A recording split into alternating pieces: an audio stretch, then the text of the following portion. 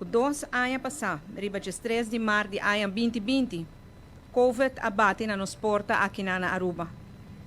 2 casos de COVID foram detectados no dia e mestera ser a escola, mestera ser a fronteira, mestera cancelar a celebração de 18 de março, dia de himno e bandeira, que está já tem full swing.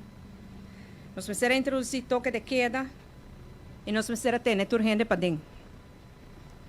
E me acorda, tu ressentimento não que estava a dominar o tempo aí. Se caminha também, houve preocupação, temor, insegurança e tristeza. Pero ao mesmo momento também, uma determinação grande e uma força incrível para nos enfrentar o reto aqui e surpassar e sair mais forte de je. Nos une como uma nação e nos brinca a pandemia aqui na junto. E awe, nós vimos que nós temos situação, houve bomba de controle, nós está em exit strategy caba e pendente para mira também que o mundo inteiro também assim. Intercomunidade para nos seguir cuidar e nos seguir vacinar.